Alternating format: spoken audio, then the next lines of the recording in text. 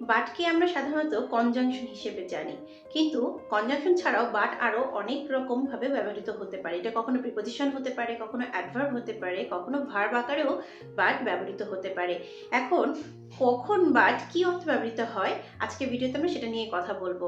চাকরির বিভিন্ন পরীক্ষাগুলোতে, এছাড়াও ভর্তি পরীক্ষাগুলোতে এই একই পার্টস অফ স্পিচের নানা রকম ব্যবহার কিন্তু প্রায়ই পরীক্ষায় প্রশ্ন আসে।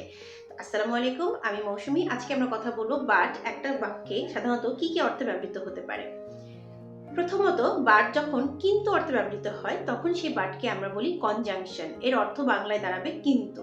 যেমন he is poor but honest. এক্ষেত্রে he is poor, he is honest দুটো সেন্টেন্সকে বাট কনজাংশন মানে যুক্ত করছে বাট দিয়ে এবং অর্থ দাঁড়াচ্ছে কিন্তু। বাক্যে যখন তাহলে বাট কিন্তু অর্থে ব্যবহৃত হবে তখন তাকে আমরা বলবো কনজাংশন। এছাড়া বাক্যে যখন বাট ছাড়া অর্থে ব্যবহৃত হয় তখন সেটাকে আমরা বলি প্রিপোজিশন। এক্ষেত্রে বাংলায় অর্থ দিবে এটাকে ছাড়া বা কোনো কিছুকে ছাড়া। যেমন there is no God but আল্লাহ।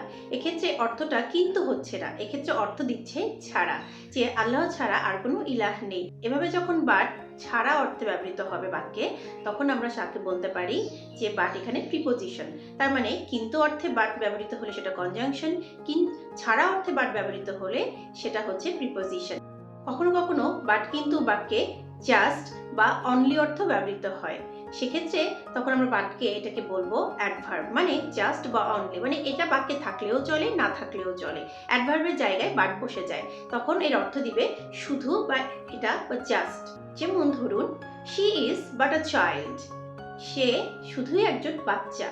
তখন আমরা কিন্তু এখানে বাটের পরিবর্তে জাস্টও যদি ব্যবহার করি তাও কিন্তু সেন্টেন্স হবে she is just a child. তাহলে জাস্ট বা অনলি অর্থে বাট যখন বাক্যে ব্যবহৃত হবে তখন তাকে আমরা বলবো অ্যাডভার্ব। বাট কখনো কখনো ভার্বের জায়গাতেও বসতে পারে, তখন বাট হয়ে যায় ভার্ব। যেমন বাট মি নো বাটস, আমাকে কোনো কিন্তু কিন্তু করো না। এক্ষেত্রে বাট কিন্তু ভার্বের রোল প্লে করছে, তাই বাট এই বাক্যে ভার্ব। এছাড়াও বাটের আমরা আরও একটা ব্যবহার দেখি, সেটা হচ্ছে রিলেটিভ প্রোনাউনের জায়গায় বাট ব্যবহৃত হয়, তখন বাট যেটা হয় সেটা হচ্ছে রিলেটিভ প্রোনাউন। যেমন একটা কমন সেন্টেন্স হচ্ছে there is no mother but loves her child. এমন কোনো মাই নেই যে তার সন্তানকে ভালোবাসে না। এক্ষেত্রে এই বাট কিন্তু এখানে relative pronoun who does not এই অর্থে ব্যবহৃত হচ্ছে। তাহলে who does not, who dot dot dot does not এরকম অর্থে যখন বাট ব্যবহৃত হবে তখন তাকে আমরা বলবো রিলেটিভ প্রোনাউন। তাহলে একই বাক্যে আমরা বাটকে বিভিন্নভাবেই বসতে দেখি বা ব্যবহার হতে দেখি।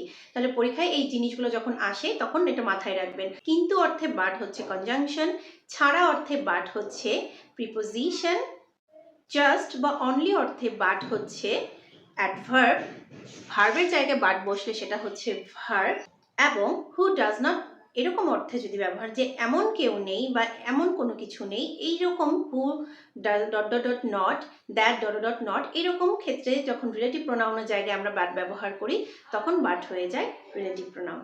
আসসালামু আলাইকুম।